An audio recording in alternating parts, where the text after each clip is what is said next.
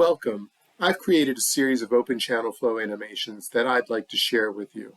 This animation shows a sluice gate followed by a hydraulic jump. I'm particularly fond of this animation as it was the first one I ever made and shared with my students. Before we start the animation, let's first go over the different subfigures on the screen. So in this upper graph, we see actually a side view of the channel. We've paused it here at a particular moment in the flow. We have a sluice gate here. Flow is entering from the left, exiting to the right. And so we have subcritical flow upstream, supercritical flow immediately downstream of the gate. We have a hydraulic jump, and then we have subcritical flow again further downstream. The faint dashed line that you see is critical depth. In the lower three figures, we have an energy depth or EY diagram. We have a momentum depth or MY diagram. And then here we have a plot of the upstream Froude number versus energy loss. What we will see is that at the sluice gate, energy is conserved, and the sluice gate is basically a device that imposes subcritical flow upstream, supercritical flow downstream. In the MY diagram, we'll see that momentum is conserved, and you can think of a hydraulic jump as a device, if you will, that imposes supercritical flow upstream and subcritical flow downstream. The animation is paused at a moment that's hard to see, but you can see that there's a DM and a DE here. These are to show the loss of energy in the hydraulic jump, and here the loss of momentum at the sluice gate, and that will become more clear when the sluice gate is in a more severe spot. Let me back up the animation to the beginning, and let's set this in motion. So the gate is lowering into the flow. It is not yet piercing critical depth, so supercritical flow doesn't yet exist. Now it does. Let me pause it again. This is much like where we were at the outset of this animation. You can see that the gate level is just below critical depth. That's also apparent if you focus here. And so that sets up a supercritical flow downstream and a hydraulic jump. You'll also notice that the gate depth itself is not as shallow as the supercritical flow downstream, which is to say that the gate is not causing a choke. It's not backing up the flow.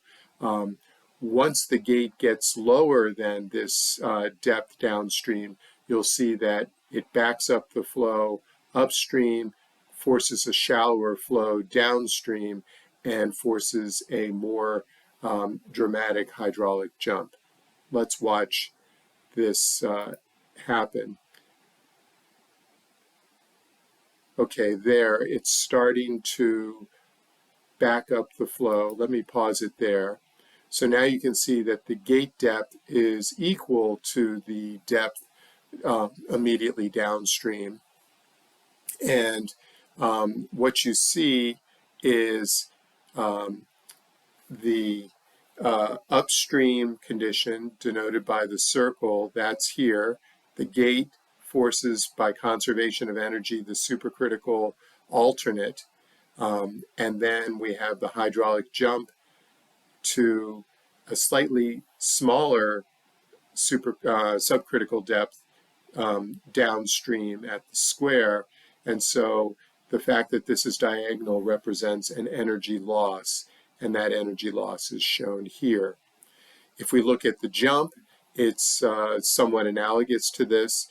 We're starting at the diamond, we're jumping vertically, conserving momentum, to the square.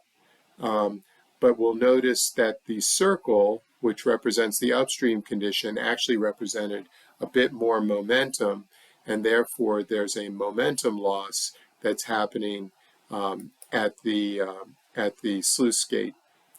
And then finally, what we see here is that as the upstream Froude number, basically the Froude number immediately downstream of the sluice gate, but upstream of the jump, obviously, we can see that the size of the energy loss that takes place is going to be a function of how supercritical the flow is downstream of the gate.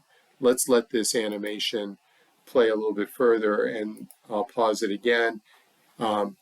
This graph where we've paused is really no different than where we were a few moments ago. It's just that everything is more severe.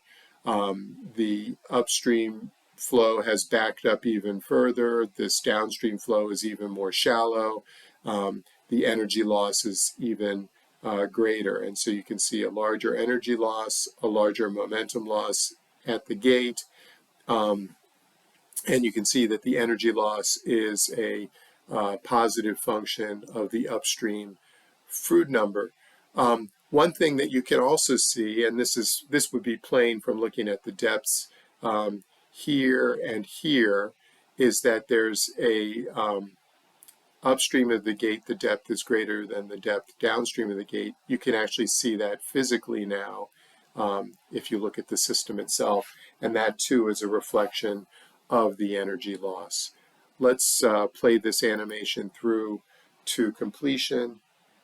And there you have it. Let's play it one more time just so you can see the whole thing for yourself. Okay, gate lowering into the flow. I'm not going to pause this time. Okay, it pierces critical depth there, sets up supercritical flow downstream and a hydraulic jump.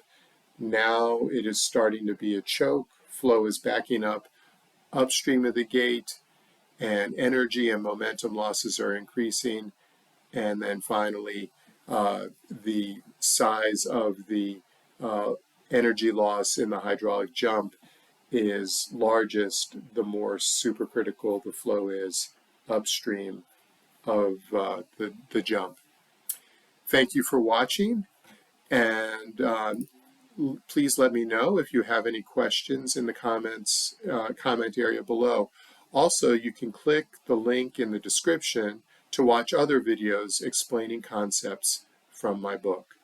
Thank you very much for your attention.